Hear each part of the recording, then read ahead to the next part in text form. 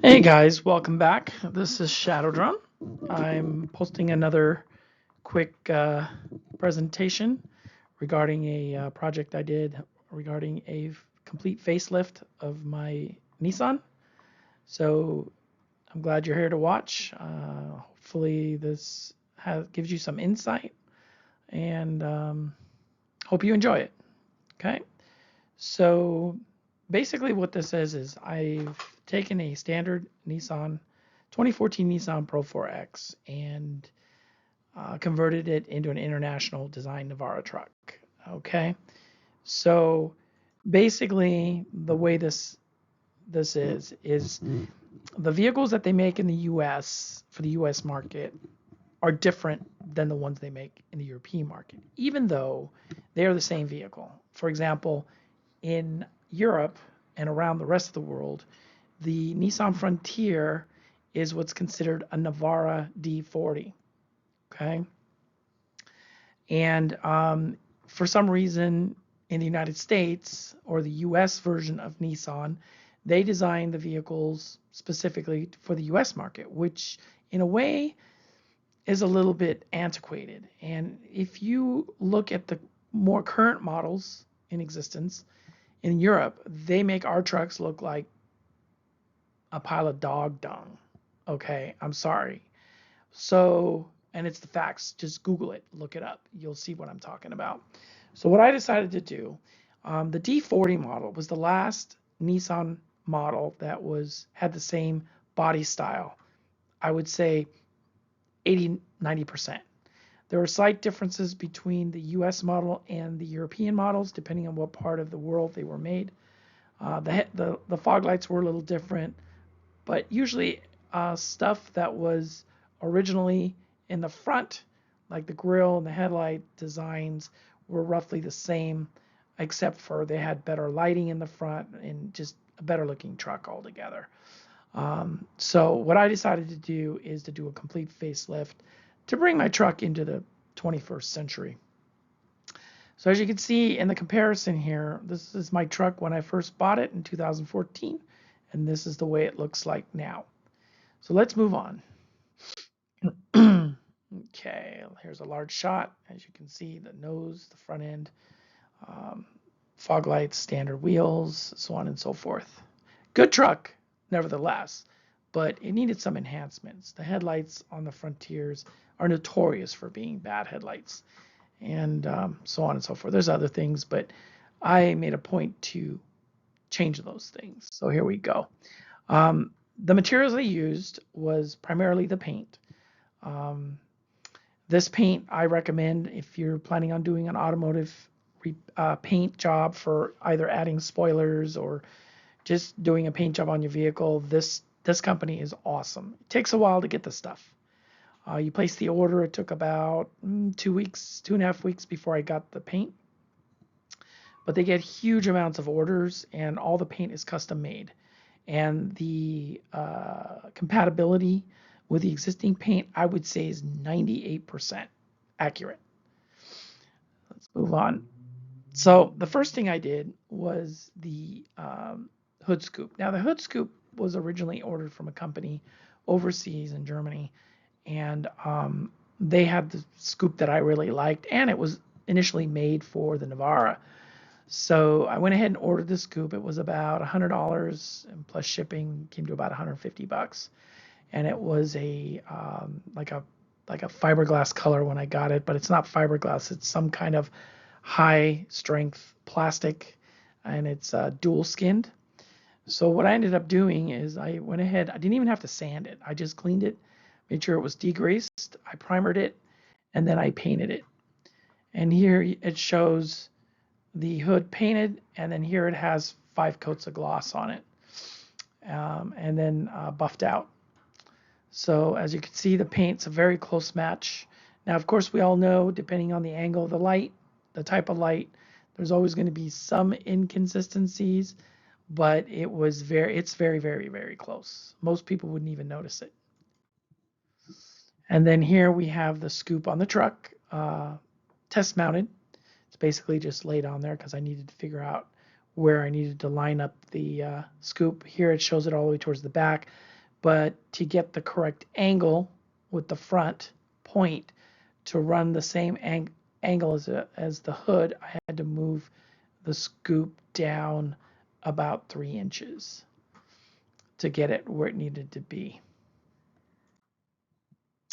Here, I'm mounting the two-way 3M tape and the screws so I can make a template out of cardboard to get a screw pattern. And here is, which was one of the most stressful part of the job, was to drill the holes in the perfectly good hood. So that, I tell you guys, it took me 3 hours. Kid you not, just to get it lined up and set exactly where I felt comfortable to drill. And even while I was drilling, I was sweating. It was, I mean, I knew if I was going to mess this up, I'd have to buy a new hood and have it repainted. It was not a pretty thought. So after finally got the scoop mounted, there it is on the truck mounted. Now you can also see some updates here already. Unfortunately, I didn't take pictures of when I replaced the headlights and the grill and added the tow hooks.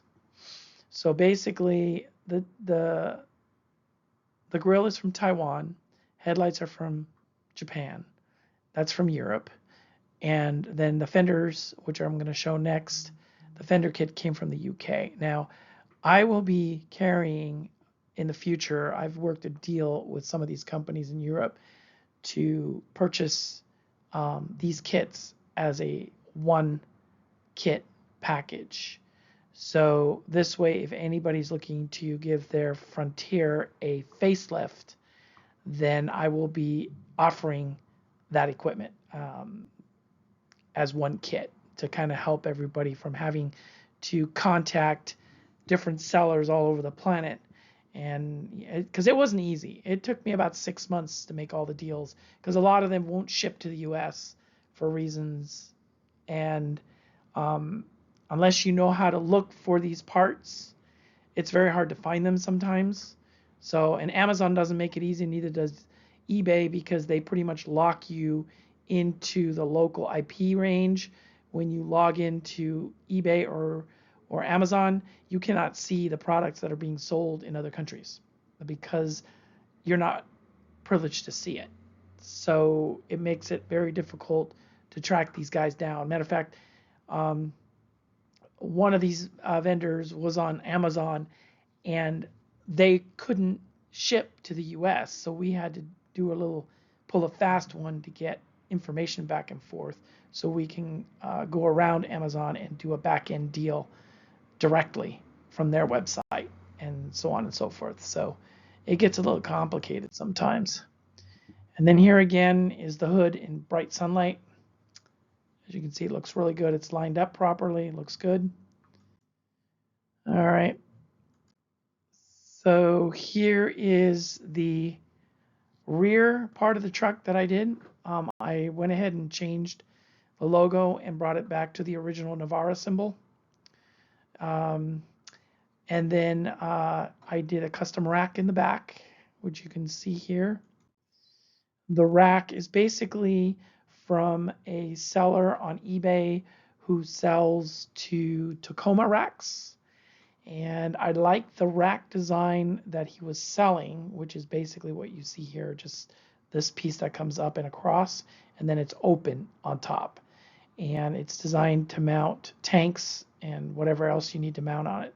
Now, this rack is only for Tacomas, but I had him give me the measurements of the rack and all the pieces, and then I worked it together in CAD, and I figured out a way to use pictures to convert it, and I figured out ways to cut and weld this kit to fit a Nissan Frontier in the standard bed rack system that we have in those trucks.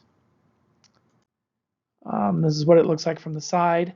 Now, what I ended up doing is, because the upper part is open, so that you basically have the crossbar here, a crossbar there, and one there, and then one bar down the middle.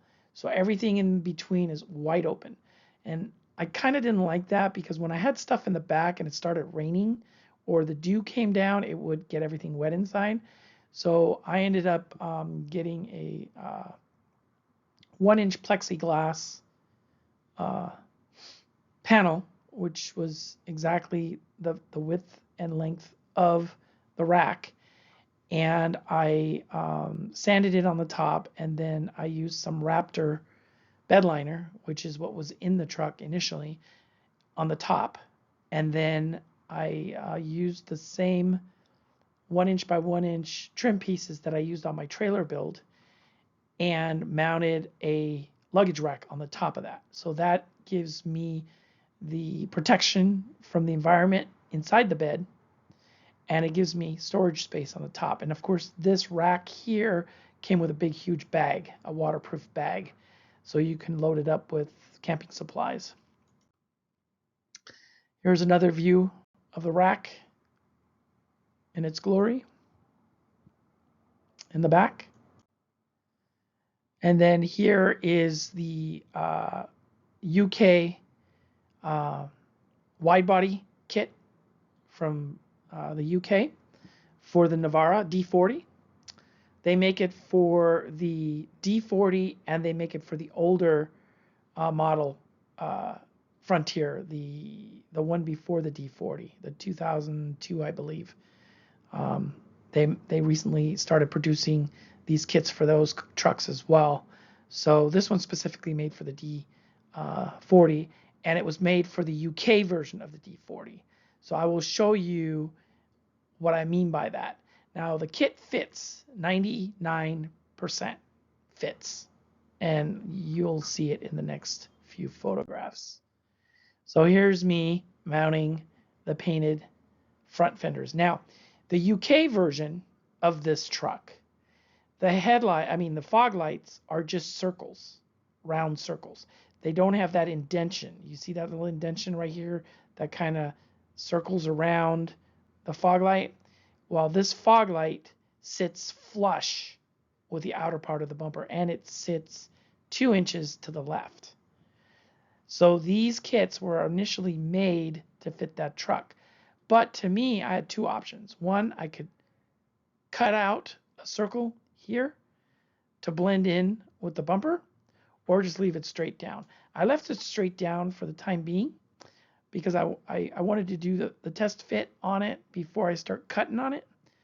So let's move to the next picture. Here you see the back part. Now, initially these come black with a black silicone strip. I ended up just going on eBay and purchasing a white strip, universal white strip, and used that instead of the black. And as you can see, it fits quite well. The seam is really clean. And then here you see the truck completed. Now, as you can see, front fender, rear fender, and then you see that little lip that sticks over. Here you see it up close. You see that? So it all depends on your perspective. I kind of think it looks cool. It looks different. It kind of changes the front appearance of the truck by leaving that in. If you have any input, if you like it or dislike it, let me know. I have a way to cut this and then just, rerun the strip, and it will be just fine. But I kind of like the cut. Like that's kind of almost like sideways eyebrows of some sort. But anyways, and then here you can see the running lights, the daytime running lights on this thing with the Japanese lights. And then here you see another angle. So you could see the front lip coming over, covering the tires just perfectly. I ended up having to get some black Rhino wheels and wider tires to do, and I had to do some trimming underneath on both front and rear inside so they don't rub, but everything fits perfect now. As you can see, it really changes the look of the truck, makes it look a little bit more aggressive, in my opinion. Here's a side view of the kit. Now, I'm still debating whether I should paint the slider bar step and the roof rack part, the metal part of it, black. I haven't decided yet. So if you have any suggestions, let me know. And then of course I upgraded the dual exhaust in the back, so I have dual tips, one coming out on the left and one coming out on the right. They're true dual exhaust all the way back. And then also a cold air intake, a Nismo cold air intake I put in there. And I'm ordering the ECM program upgrade, which will give me a 90 horsepower increase to the 268 current horsepower. But of course, it won't make it California legal anymore, but who cares? I won't be in California after the end of the year, and the registration on the truck isn't due until next year. So, yeah. And then here's a rear view of the truck. Now, in Europe, they make a Pro4x Warrior, okay? And the Warrior class is basically what you see what I made. There's a company there that produces their own version of a body kit, which I really didn't know because I didn't like it. It had the rivets that run alongside the edge here. But I decided to give it the name Warrior because it's different. I think it looks cool. I think it's a good name for it. Don't want to, I mean, something different, It is a Nismo model also from the factory, but they tune these things down, especially for California models. I noticed since I did the performance increase with the dual exhaust and the air intake in the front, I'm actually getting on the dyno, I'm getting 8 miles more per gallon on this truck. And I did get an increase of about 10 horsepower, plus or minus, at, forgot what the RPM was on it. But anyway, I definitely noticed it because I'm getting more mileage per gallon. So that's something that really makes me happy. And here's an upward view where you can see the truck from the top. Now I used to mount my jack on the side. I saw a Chevy truck the other day where they mounted the gas and the water tanks on the inside of the rack. So they were like this, but on the inside. I kind of like that idea. It kind of cleans up the bulk. So I'm going to figure out a way to adapt my mounting pods to accommodate internal mount.